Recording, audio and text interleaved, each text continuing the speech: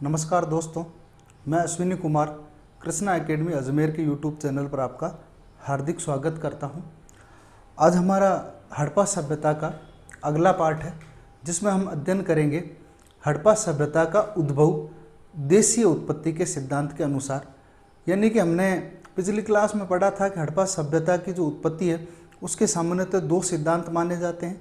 एक विदेशी उत्पत्ति का सिद्धांत, जो विदेशी इतिहासकारों जिनमें sir John Marshall, Gardner Childe, Wheeler के द्वारा दिया गया था, और दूसरा देशी उत्पत्ति का सिद्धांत, जिसको प्रदान करने का श्रेय देशी उत्पत्ति का सिद्धांत जो सामान्यतः बीबी लाल और डीपी अग्रवाल, रोमेला थापर के द्वारा प्रदान किया गया था। अब देशी उत्पत्ति के सिद्धांत को हम सामान्यतः 4 भागों में बांट करके इसका अध्ययन करेंगे। तो हेडिंग डालो, हड़प्पा सभ्यता, इसका उद्भव। और उद्भव में आज हमारा जो टॉपिक होगा वो होगा सेकंड, देशीय उत्पत्ति के सिद्धांत। दूसरा टॉपिक है देशीय उत्पत्ति के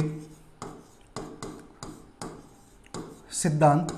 देशीय उत्पत्ति के सिद्धांत हमें बताते हैं कि हड़प्पा सभ्यता का विकास जिन लोगों के द्वारा किया गया, जो लोग हड़प्पा सभ्यता के दौरान निवास करते थे, वो किसी सांस्कृतिक विसरण का परिणाम ना होकर, किसी अन्य सभ्यता से आए हुए लोग ना होकर के वे ही लोग थे जो पूर्व में भी भारत में रहते थे या इस क्षेत्र में निवास करते थे। अब देशी उत्पत्ति के सिद्धांत जो 4 प्रकार से हम इसको विभक्त कर सकते हैं।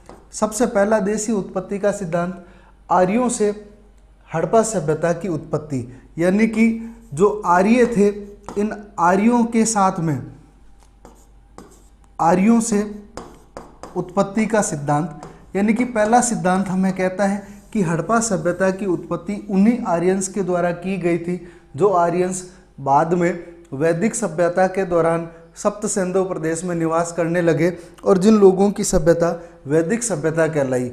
दूसरा सिद्धांत द्रविड़ों को द्रविड़ों से इस सभ्यता का उद्भव मानता है। दूसरा सिद्धांत है द्रविड़ों से उत्पत्ति का सिद्धांत। द्रविड़ों से उत्पत्ति का सिद्धांत। दूसरा द्रविड़ों से उत्पत्ति का सिद्धांत। तीसरा बलूची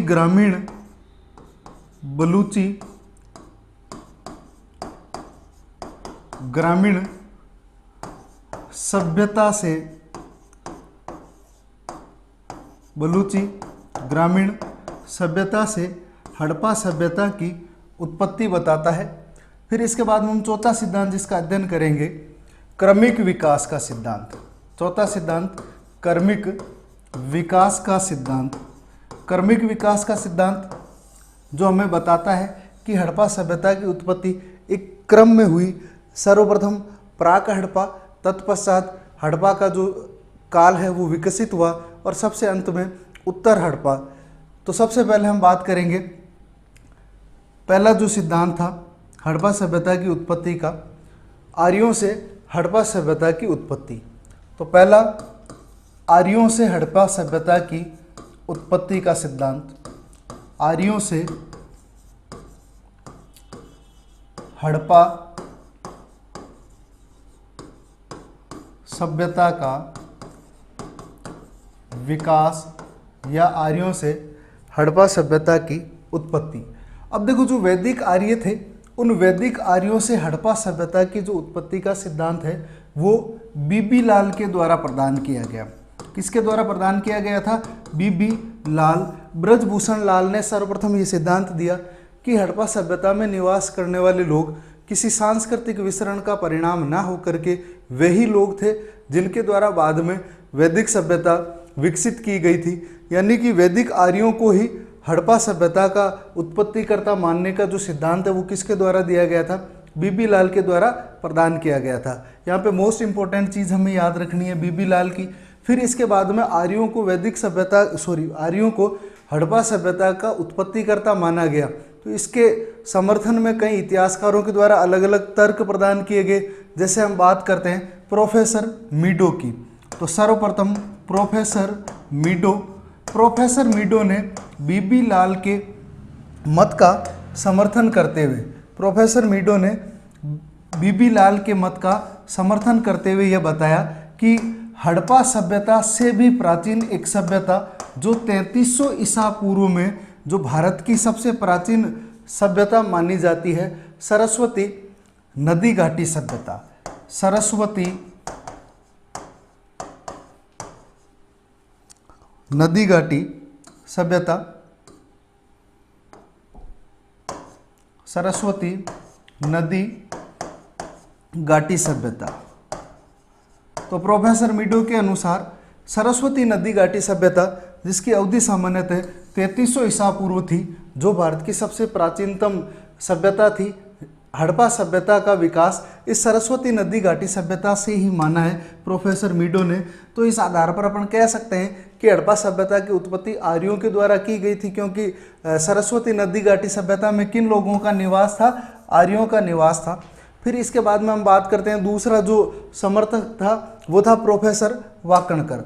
अब प्रोफेसर वाकणकर जो सरस्वती नदी घाटी खोज अभियान के नेतृत्व करता थे, तो प्रोफेसर वाकणकर के अनुसार, प्रोफेसर वाकणकर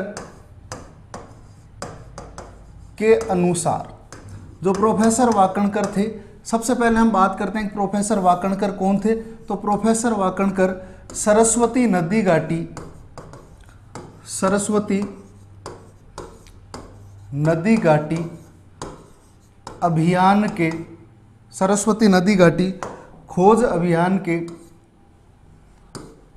नेतृत्व करता थे, खोज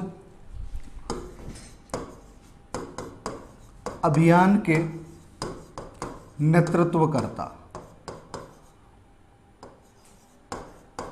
सरस्वती नदी घाटी खोज अभियान के नेतृत्वकर्ता प्रोफेसर वाकणकर सिंधु तथा वैदिक सभ्यता, यानी कि दोनों ही सभ्यताओं को एक ही संस्कृति के दो प्रतिरूप मानते हैं। तो प्रोफेसर वाकणकर ने क्या कहा कि सिंधु सभ्यता और वैदिक सभ्यता दोनों सभ्यताएं एक ही संस्कृति के दो प्रतिरूप थे। तो वाकणकर ने हड़प्पा सभ्यता की उत्पत्ति के बारे में क्या कहा कि सिंधु सभ्यता तथा वैदिक सभ्यता, सिंधु सभ्यता तथा वैदिक सभ्यता एक ही संस्कृति के दो प्रतिरूप थे। सिंधु सभ्यता तथा वैदिक सभ्यता दोनों एक ही संस्कृति के दो प्रतिरूप थे। तो इसके आधार पर अपन कह सकते हैं कि प्रोफेसर वाकणकर है वो भी किस सिद्धांत के समर्थक है? वैदिक हड़प्पा सभ्यता की उत्पत्ति आर्यों के द्वारा की गई इस सिद्धांत के समर्थक है। फिर इसके बाद में अपन बात करते हैं दूसरा सिद्धांत जो हड़प्पा सभ्यता की देशी उत्पत्ति को स्पष्ट करता है। हड़प्पा सभ्यता की देशी उत्पत्ति को स्पष्ट करने वाला दूसरा सिद्धांत था द्रविड़ों से हड़प्पा सभ्यता की उत्पत्ति। तो दूसरा सिद्धांत द्रविड़ों से हड़प्पा सभ्यता की उत्पत्ति, यह सिद्धांत सुनीति कुमार चटर्जी तथा द्रविड़ों से उत्पत्ति का जो सिद्धांत है यह सिद्धांत दिया गया था सुनीति कुमार चटर्जी, सुनीति कुमार चटर्जी तथा राखलदास बनर्जी, राखलदास बनर्जी के द्वारा प्रदान किया गया। तो द्रविड़ों को हड़प्पा सभ्यता का उत्पत्तिकर्ता किनके द्वारा माना गया था? सुनीति कुमार चटर्जी तथा राखलदास बनर्जी के द्वारा। अब इन्होंने जिस साक्ष्य का प्रयोग किया उस साक्ष्य में सुनीति कुमार चटर्जी और राखलदास बनर्जी एक लिपि का जिक्र करते हैं। किसका जिक्र करते हैं? एक लिपि का जिक्र करते हैं। सुनीति कुमार चटर्जी और राखलदास बनर्जी के अनुसार हड़प्पा सभ्यता की जिस लिपि का विकास हुआ वह विकास ब्राह्वी लिपि से माना गया है। किससे माना गया? ब्राह्वी लिपि से। देखो ब्राह्वी लिपि जो बलूचिस्तान ब्राहुई लिपि जो बलूचिस्तान क्षेत्र में उस समय विकसित थी। और इस ब्राहुई लिपि को किनकी लिपि माना गया? ये ब्राहुई लिपि जो थी वास्तव में ये द्रविड़ों की लिपि थी। किनकी लिपि थी? द्रविड़ों की लिपि थी। तो द्रविड़ों की ब्राहुई लिपि जो बलूचिस्तान क्षेत्र में प्रचलित थी, इसी ब्राहुई लिपि से बाद में हड़प्पा लिपि का विकास हुआ। इसी ब्राहुई लिपि से किसका विकास माना गया? हड़प्पा लिपि का विकास माना गया। तो इसके आधार पर सुनीति कुमार चटर्जी और राखादास बनर्जी कहते हैं कि हड़प्पा सभ्यता का जो विकास जिस ब्राहुई लिपि से हुआ था, जो बलूचिस्तान क्षेत्र में प्रचलित थी, वह लिपि प्रारंभ में किनकी लिपि थी? द्रविड़ों की थी। अतः उस क्षेत्र में द्रविड़ों का निवास था और द्रविड़ों के द्वारा ही उस क्षेत्र में हड़प्पा सभ्यता का विकास किया गया। तो दूसरा सिद्धांत द्रविड़ों से उत्पत्ति का सिद्धांत। फिर इसके बाद में हम बात करते हैं तीसरा सिद्धांत, बलूची ग्रामीण संस्कृति से हड़प्पा सभ्यता का विकास। तो तीसरा सिद्धांत कौन सा है? बलूची ग्रामीण संस्कृति से हड़प्पा सभ्यता का विकास। बलूची ग्रामीण संस्कृति से हड़प्पा सभ्यता का विकास, यह सिद्धांत प्रदान किया गया था फेयर सर्विस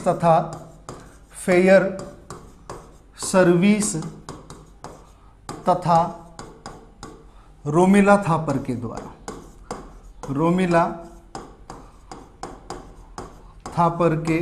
द्वारा। तो हड़प्पा सभ्यता की उत्पत्ति बलूची ग्रामीण संस्कृति के विकास से किसके द्वारा मानी गई थी? फेयर सर्विस तथा रोमिला थापर के द्वारा।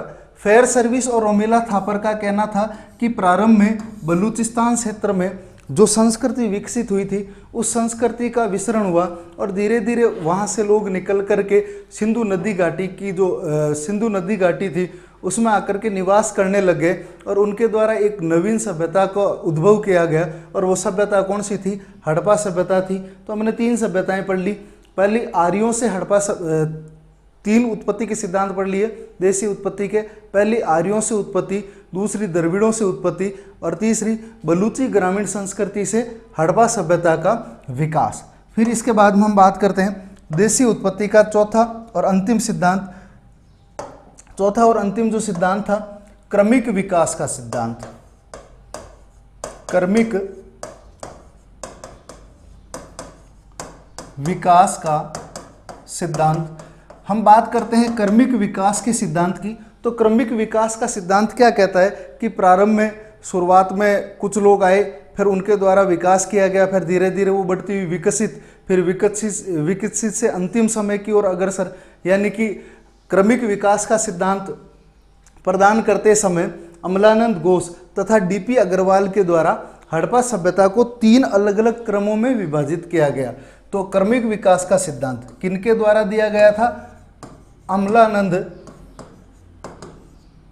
घोष तथा डीपी अग्रवाल के द्वारा। तो अमलानंद घोष और डीपी अग्रवाल क्रमिक विकास का सिद्धांत देते हैं, हड़प्पा सभ्यता की उत्पत्ति का देशीय सिद्धांत। और इस सिद्धांत के अनुसार अमलानंद घोष और डीपी अग्रवाल के अनुसार हड़प्पा सभ्यता सीधी विकसित ना होकर के अलग अलग क्रम में विकसित होती है। प्रारंभ में जो हड़प्पा सभ्यता थी जिसे प्राक हड़प्पा कहा गया है, प्राक हड़प्पा। फिर प्राक हड़प्पा के बाद में जो विकास का क्रम आता है वो है विकसित हड़प्पा। और विकसित हड़प्पा के पश्चात अंतिम समय जिसको हम कह सकते हैं उत्तर हड़प्पा। और उत्तर हड़प्पा के साथ ही हड़प्पा सभ्यता का पतन प्रारंभ होता है। और हड़प्पा सभ्यता के पतन के पश्चात एक नवीन संस्कृति जिसे हम वैदिक सभ्यता के रूप में जानते हैं, उस वैदिक सभ्यता का प्रारंभ होता है। यानी कि एक सभ्यता का पतन और एक नवीन सभ्यता का उद्भव। तो आज हमने हड़प्पा सभ्यता की उत्पत्ति के देशीय सिद्धांतों का अध्ययन किया। एक बार हम वापस रिवाइज कर लेते हैं। हड़प्पा सभ्यता की उत्पत्ति के देशीय सिद्धांतों को हम सामान्यतः 4 भागों में बांट करके इनका अध्ययन करते हैं। सबसे पहला आर्यों के द्वारा उत्पत्ति, और आर्यों के द्वारा उत्पत्ति का सिद्धांत दूसरा द्रविड़ों से हड़प्पा सभ्यता की उत्पत्ति। तीसरा बलूची ग्रामीण सभ्यता से हड़प्पा सभ्यता का विकास। और चौथा क्रमिक विकास का सिद्धांत। फिर इसके बाद में हम बात करते हैं आर्यों से उत्पत्ति का जो सिद्धांत है वो किसके द्वारा दिया गया था? बीबी लाल के द्वारा दिया गया था। इसका समर्थन करने वाले इतिहासकार कौन थे? पहला प्रोफेसर मीडो। और प्रोफेसर मीडो के अनुसार भारत की जो सबसे प्राचीनतम सभ्यता है वो कौन सी है? सरस्वती नदी घाटी सभ्यता। और ये सरस्वती नदी घाटी सभ्यता इसका विकास हुआ था 3300 ईसा पूर्व में। अतः इस सरस्वती नदी घाटी सभ्यता से हड़प्पा सभ्यता का उद्भव प्रोफेसर मीडो बताते हैं। फिर इसके बाद में हम बात करते हैं आर्यों से उत्पत्ति के सिद्धांत का समर्थन करते हुए प्रोफेसर वाकणकर ने कहा, जो सरस्वती नदी घाटी खोज अभियान के नेतृत्व करता थे। तो वाकणकर के अनुसार सिंधु सभ्यता तथा वैदिक सभ्यता दोनों सभ्यताएं एक ही संस्कृति के दो प्रतिरूप है, यानी कि एक ही संस्कृति के दो अलग अलग चेहरे हैं। यानी कि वाकणकर के अनुसार हड़प्पा सभ्यता का विकास उन्हीं लोगों के द्वारा किया गया था जो वैदिक सभ्यता के दौरान निवास करते थे। फिर इसके बाद में हम बात करते हैं अगले सिद्धांत की, द्रविड़ों से उत्पत्ति का सिद्धांत। द्रविड़ों से उत्पत्ति का सिद्धांत सुनीति कुमार चटर्जी तथा राखलदास बनर्जी के द्वारा दिया गया था। और इस सिद्धांत को देते समय सुनीति कुमार चटर्जी और राखलदास बनर्जी एक लिपि का उल्लेख करते हैं। और लिपि कौन सी थी? ब्राह्वी लिपि। ब्राह्वी लिपि जो बलूचिस्तान क्षेत्र में उस समय विकसित थी। इस ब्राह्वी लिपि से वास्तव में हड़प्पा लिपि है उसका उद्भव माना गया। और ब्राह्वी लिपि प्रारंभ में किनकी लिपि थी? द्रविड़ों की लिपि थी। अतः सुनीति कुमार चटर्जी और राखलदास बनर्जी इस आधार पर हड़प्पा सभ्यता का विकास द्रविड़ों के साथ में जोड़ते हैं। फिर इसके बाद में हमने बात करी थी बलूची संस्कृति से हड़प्पा सभ्यता का विकास, यानी कि फेयर सर्विस और रोमेला थापर है वो कहते हैं कि बलूचिस्तान क्षेत्र में जो छोटी छोटी ग्रामीण सभ्यताएं विकसित थी वहाँ से लोग विचरण करते हैं और आकर के सिंधु नदी घाटी क्षेत्र में निवास करना प्रारंभ कर देते हैं और एक नवीन नगरीय सभ्यता का विकास होता है जो वर्तमान में हड़प्पा सभ्यता के रूप में प्रसिद्ध है। फिर इसके बाद हम बात करते हैं अगले सिद्धांत की, क्रमिक विकास का सिद्धांत। क्रमिक विकास का सिद्धांत अमलानंद घोष तथा डीपी अग्रवाल के द्वारा प्रदान किया गया था।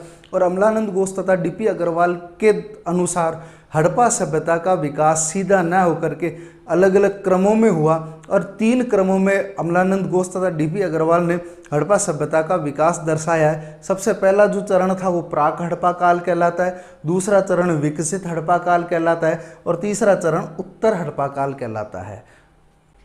नेक्स्ट, उत्पत्ति के सिद्धांतों के पश्चात हम बात करेंगे हड़प्पा सभ्यता के प्रमुख स्थलों के बारे में।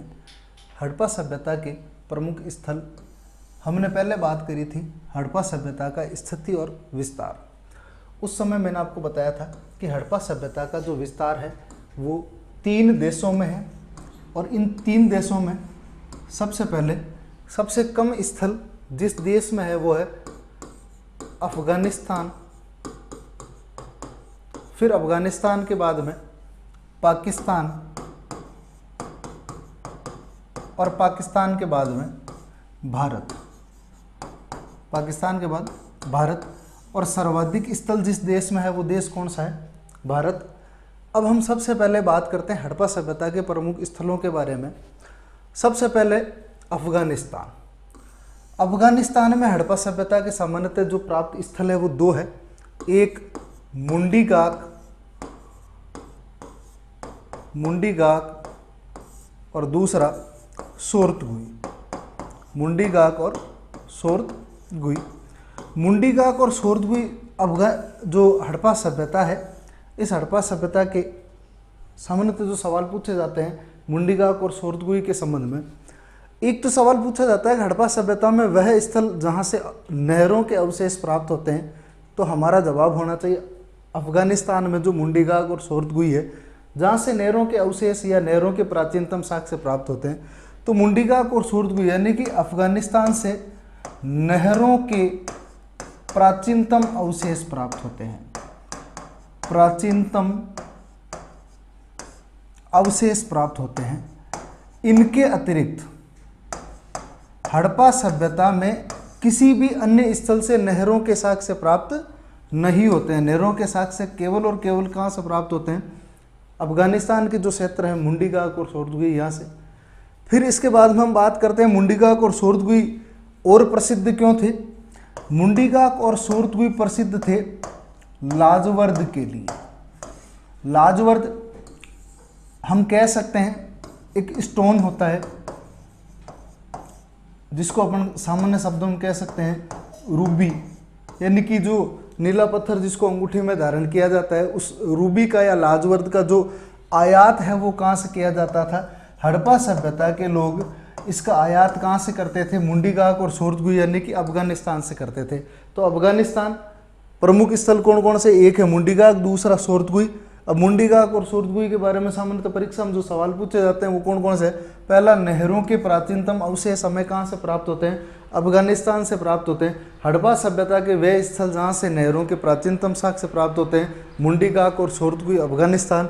और दूसरा, अफगानिस्तान किस लिए प्रसिद्ध था? हड़प्पा सभ्यता के लोग, हड़प्पा संस्कृति के लोग अफगानिस्तान से लाजवर्द का आयात करते थे, यानी कि जो लाजवर्द या रूबी या अपन कह सकते हैं कि जो कीमती पत्थर है, उस कीमती पत्थर का आयात अफगानिस्तान के मुंडीगाक और सोरतगुई नामक स्थल से हड़प्पा सभ्यता के लोगों के द्वारा किया जाता था।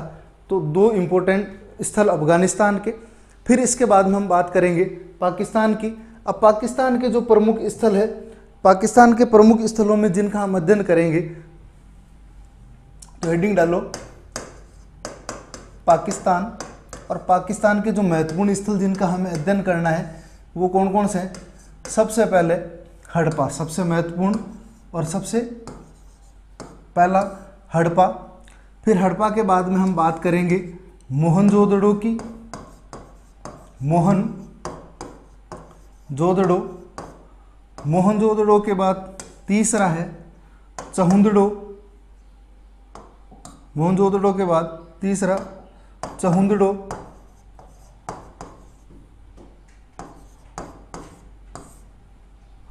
और चौथा सुतको गेंडोर।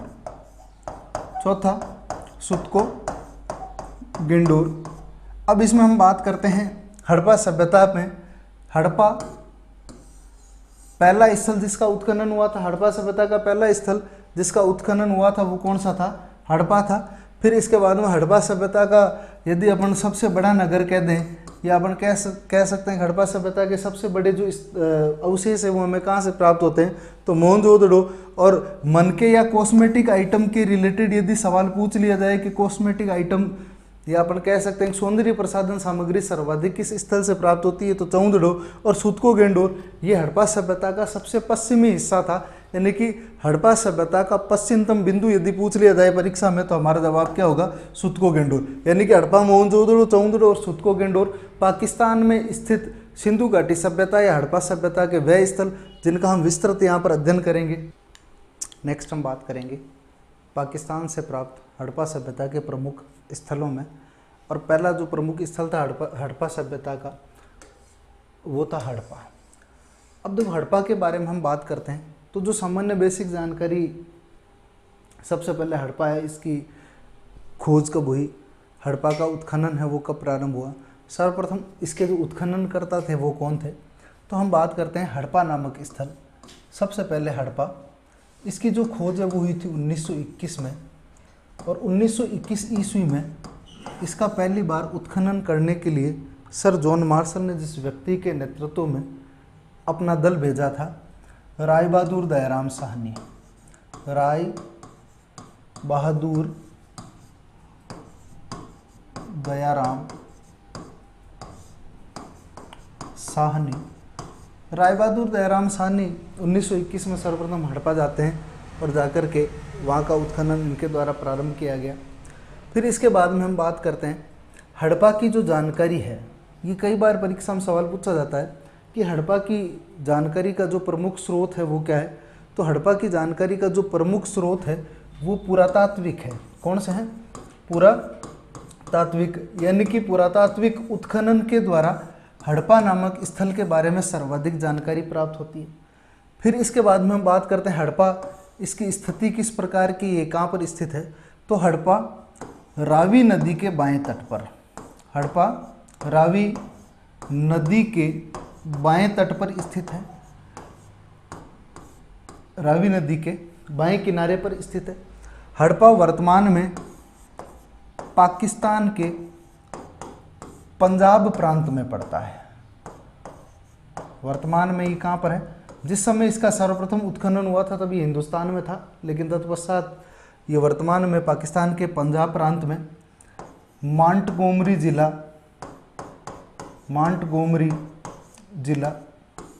या अपन कह सकते हैं पूर्ण नाम साहिवाल, जिसका पुराना नाम था साहिवाल। तो हड़प्पा वर्तमान में पाकिस्तान के पंजाब प्रांत के मांटगोमरी या साहिवाल जिले में स्थित है। हड़प्पा है रावी नदी के बाएं तट पर। अब देखो ये सवाल पूछा जाता कई बार परीक्षा में, हड़प्पा किस नदी के किनारे पर स्थित है? तो हड़प्पा कौन सी नदी के किनारे पर स्थित है? रावी नदी। इसको याद करने के लिए आप याद रख सकते हो हड़प्पा से हरा, यानी कि हड़प्पा कैसा है? हरा है, यानी कि हड़प्पा कौन सी नदी के किनारे पर स्थित है? रावी नदी के बाएं तट पर स्थित है, बाएं किनारे पर स्थित है। फिर इसके बाद में हम बात करते हैं हड़प्पा नामक स्थल का जब उत्खनन हुआ तो वहाँ पर उत्खनन में कौन कौन सी चीज़ें प्राप्त हुई थी, तो इसको अपन डायग्रामेटिकली रिप्रेजेंट करेंगे ताकि आपको सारी चीज़ें आसानी से और लॉन्ग टर्म यानी कि लंबे समय तक याद भी रहे और इजीली आपको समझ में भी आ जाए। तो इसके लिए हम डायग्रामेटिक रिप्रेजेंटेशन पर फोकस करेंगे।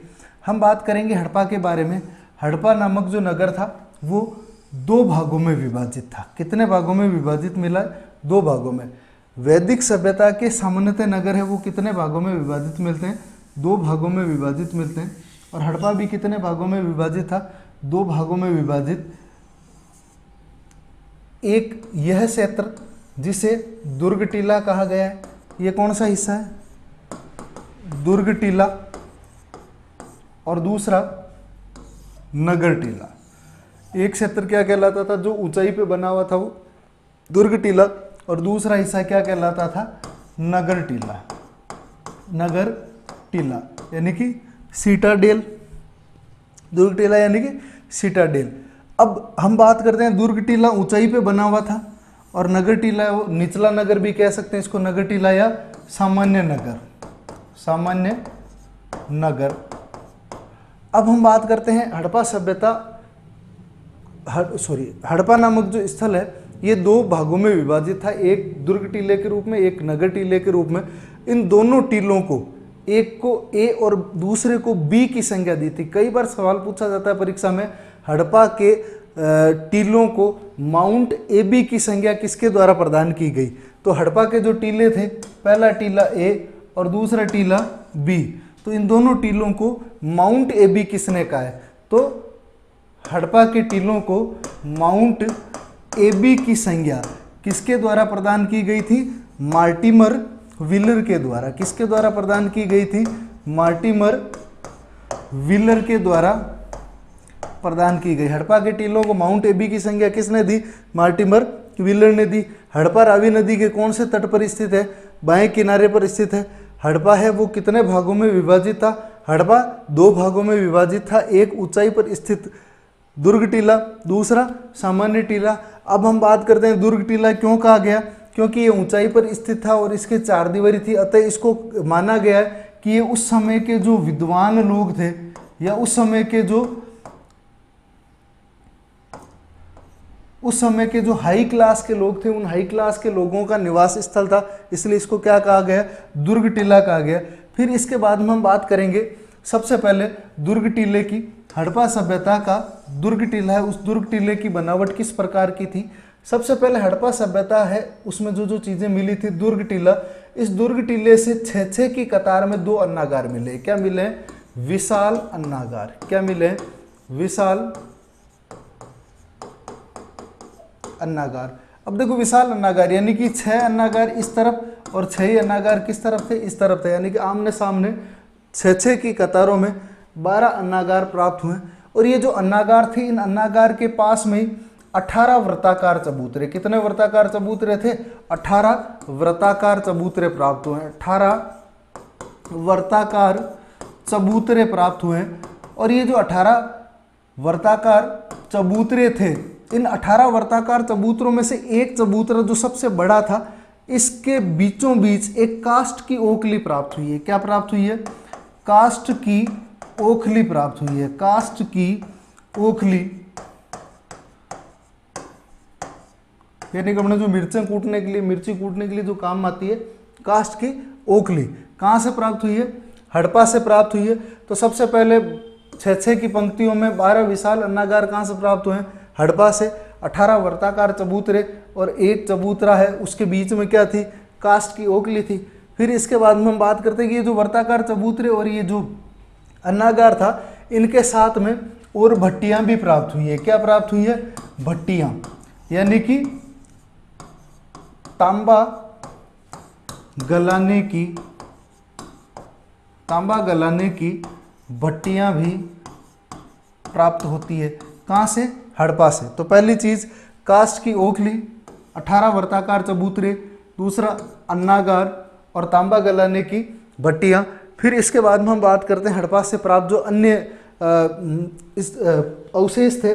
उन अवशेषों में हड़प्पा से एक मिट्टी की मूर्ति प्राप्त हुई है और उस मिट्टी की मूर्ति में एक स्त्री है। उस स्त्री के गर्भ से निकलता हुआ पौधा दिखाया गया है। क्या दिखाया गया? स्त्री के गर्भ से निकलता हुआ पौधा।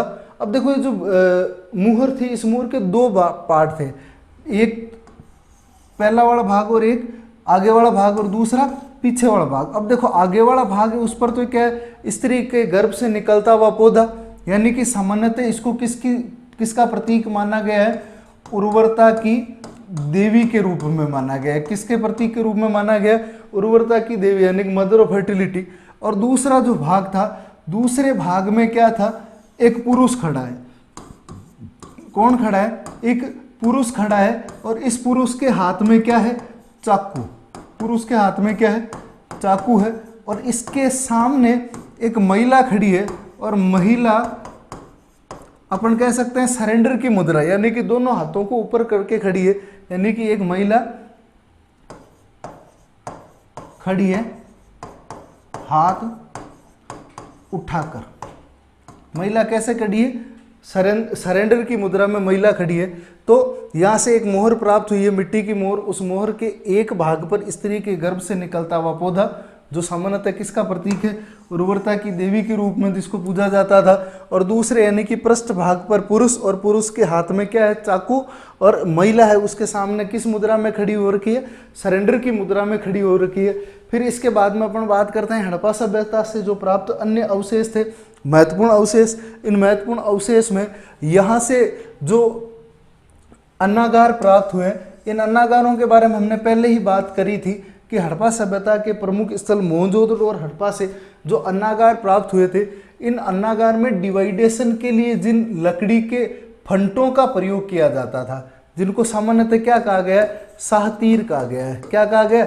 शाहतीर, यानी कि लकड़ी के जो फंटे थे। तो इन लकड़ी के फंटों के बीच में साइड में जो दरारें रह जाती है, या अपन कह सकते हैं फर्श की जो दरारें हैं, फर्श की दरारें। तो इन फर्श की दरारों में एक तो गेहूं के दाने प्राप्त हुए हैं। किसके दाने प्राप्त हुए हैं? गेहूं के दाने प्राप्त हुए हैं। और दूसरा जौ के दाने भी प्राप्त हुए हैं, प्लस जौ के दाने भी प्राप्त हुए। अतः हम कह सकते हैं कि हड़प्पा सभ्यता के लोग या हड़प्पा के जो लोग थे वो गेहूं और जौ की फसल से क्या थे? परिचित थे। फिर इसके बाद में हम बात करते हैं यहाँ पर जब उत्खनन किया गया तो और जो चीजें प्राप्त हुई थी, एक कांसे की इक्का गाड़ी। क्या प्राप्त हुई है? कांसे की इक्का गाड़ी। कांसे की इक्का गाड़ी। कांसे की इक्का गाड़ी के अतिरिक्त यहाँ पर जितने भी जो घर थे, इन घरों में शौचालय का निर्माण, घरों में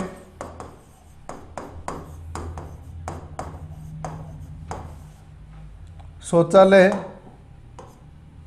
घरों में शौचालय का निर्माण प्रत्येक हड़प्पा नगर के सामान्यतः प्रत्येक घर में एक एक शौचालय है वो प्राप्त होता है। फिर इसके बाद में अपन बात करते हैं हड़प्पा सभ्यता से प्राप्त और अवशेषों में।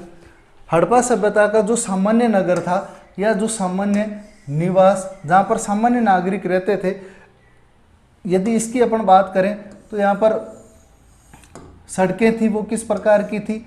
एक दूसरे को समकोण पर काटती हुई। किस प्रकार की थी? एक दूसरे को समकोण पर काटती हुई। यानी कि अपन कह सकते हैं हड़प्पा सभ्यता में या हड़प्पा में जो सड़कें थी वो किस प्रणाली पर आधारित थी? तो ये ऑक्सफोर्ड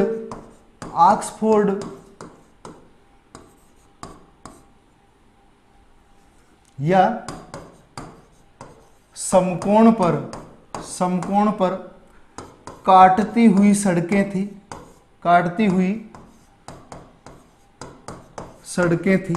सड़कें एक दूसरे को कैसे काटती थी, समकोण पर, यानी कि समान कोण बनाते हुए काटती थी।